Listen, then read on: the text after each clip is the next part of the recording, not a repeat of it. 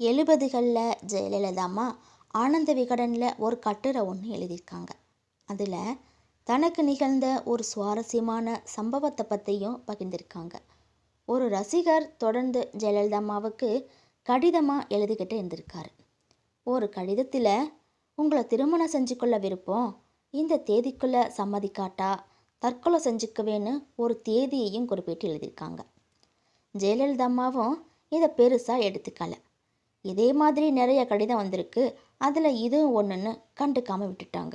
கொஞ்ச நாட்கள் கழித்து மறுபடியும் அதே நபர்கிட்ட கடிதம், மறுபடியும் அதே புராணம், உங்களை திருமணம் செஞ்சுக்கொள்ள விருப்பம், இந்த தேதிக்குள்ளே சம்மதிக்காட்டா தற்கொலை செஞ்சுக்கவேன்னு மறுபடியும் ஒரு தேதியை ஒன்று குறிப்பிட்றாரு.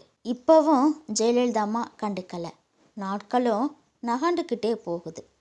மறுபடியும் அதே நபர்கிட்ட ஒரு கடிதம் ஒன்று வருது. என்னை திருமணம் செஞ்சுக்கொள்ள சம்மதிங்க, இல்லைன்னா தற்கொலை செஞ்சுக்குவேன் அப்படின்னு. அவருக்கு ஜெயலலிதா அம்மா பதில் கடிதத்தை இப்படி எழுதுகிறாங்க. அதில் என்னென்னா, எனக்கு கணவராக வர வேண்டியவர் கொடுத்த வாக்கை காப்பாற்றக்கூடியவராக இருக்கணும், மற்ற கொள்கைகளை விட இதுதான் முக்கியம், சொன்ன வாக்கை திரும்ப திரும்ப சொல்கிற உங்களை நான் எப்படி திருமணம் செஞ்சுக்கொள்ள முடியும் அப்படின்னு ஜெயலலிதா அம்மா சொல்லியிருக்காங்க. இது தாங்க ஜெயலலிதா அம்மா.